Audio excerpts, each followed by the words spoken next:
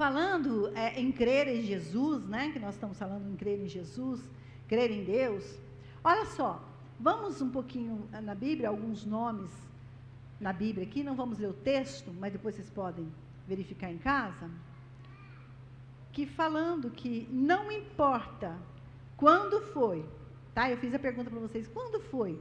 Talvez alguém falou assim, eu não lembro quando foi, eu sei que eu fiz, mas eu não lembro exatamente o dia, a hora, o mês, mas não importa quando foi, o importante é que tenha acontecido, o importante é que aconteceu isso em tua vida, certo?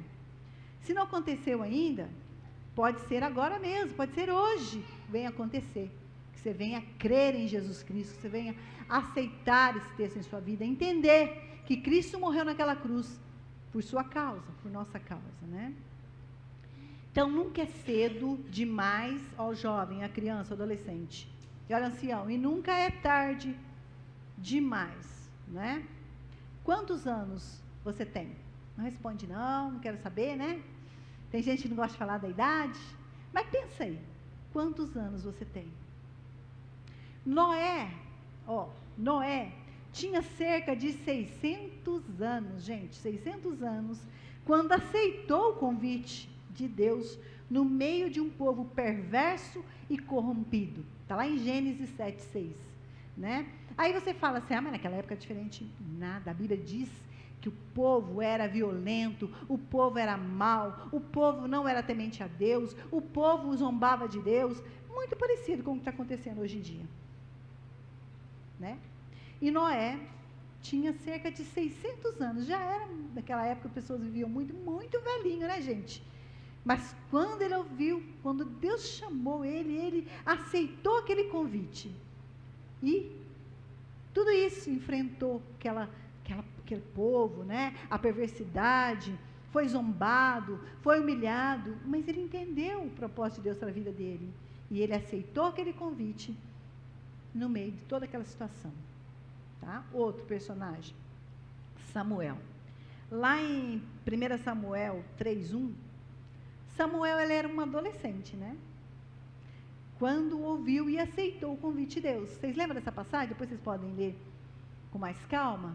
Que ele está lá, se preparando para deitar, e aí ele ouve a voz, Samuel, né? Quando a gente conta a história para as crianças, a gente faz uma voz diferente, Samuel.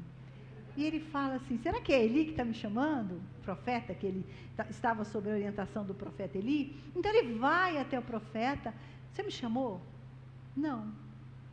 Volta para deitar, de novo, Samuel, ele vai lá, você me chamou? Não, mas se chamar então é Deus, você fala que seu servo ouve, né? Fala que eu escuto. Então Samuel, quando ouviu pela terceira vez a voz do Senhor, ele se levantou e disse, Senhor, fala que eu estou aqui para ouvir, o que o Senhor tem a dizer, eu quero ouvir, né? Então Samuel, mesmo adolescente, aos nossos adolescentes, ouviu e aceitou o convite de Deus, e deixou Deus agir na vida dele, né?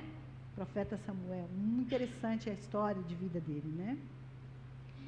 Davi, também lá em 1 Samuel 16:11, Davi era um jovem, né? Quando foi chamado e escolhido por Deus, né? O rei Davi, vocês também sabem, né? Que ele era pastor de ovelhas, tinha suas dificuldades, mas era um homem que tinha comunhão com Deus e ouviu a voz de Deus, né? Um jovem que aceitou também o convite de Deus para a vida dele, e a gente sabe que foi um grande rei, né? As suas dificuldades, a Bíblia não esconde nada disso, das suas consequências, né? Do pecado, mas que depois se arrepende e tem uma vida realmente, Deus diz que é segundo o coração de Deus.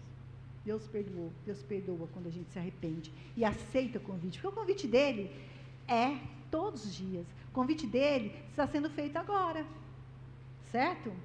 Então presta atenção. Outros discípulos de Jesus, homens adultos que já tinham sua vida, né? As suas profissões, né? Um era coletor de impostos, trabalhava na Receita, né? Outro era pescador, a maioria era pescadores, né?